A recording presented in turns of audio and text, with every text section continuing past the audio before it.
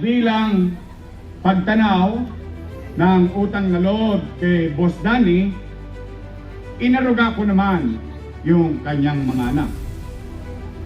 For 20 years, at kayo ang humusga mamaya kung totoo ba.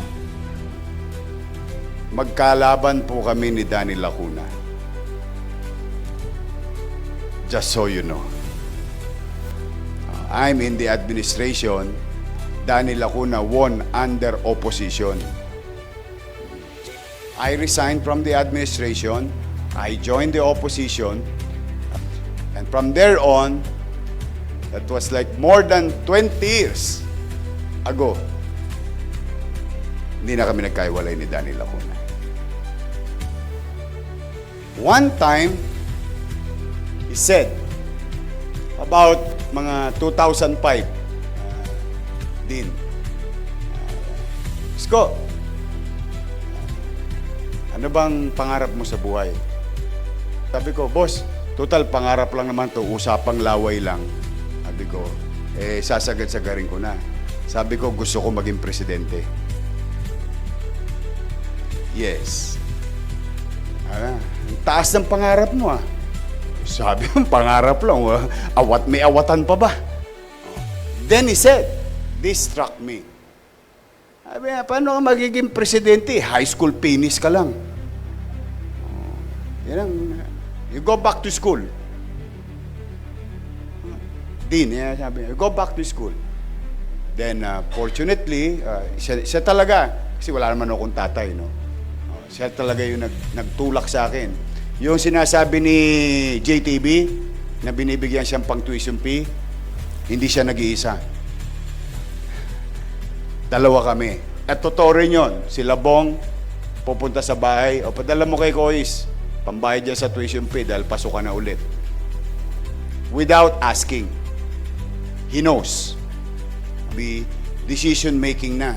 No? Ito yung patakbo na si boss ng mayor. Saan ka? Ay ko, boss, siyempre, umiikot lang sa Gedli. Oh, dito lang, sa Tondo. Sabi niya, punta ka rito sa, Clark. Ano meron? Hindi, punta ka rito. Usapin ka ng pamilya. Punta na.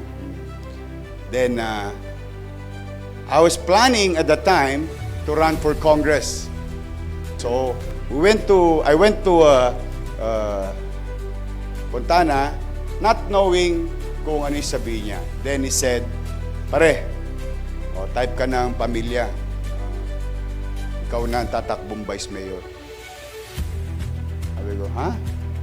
Boss, wala akong pera. Baka maging pabigat lang ako sa iyo. Tanggapin na natin yung offer. Masaya na ako sa Tondo. Sabi niya, hindi. Wala kang pera. Dalawa na tayo walang pera. Ganon kasimple. Walang kibit balik. Wala. Pikit mata. And ang ibig pong sabihin nun, siya po ay mapagmahal sa kasama. May panalo, wala. Basta kasama, hindi ka iiwan ni Danny Lacuna.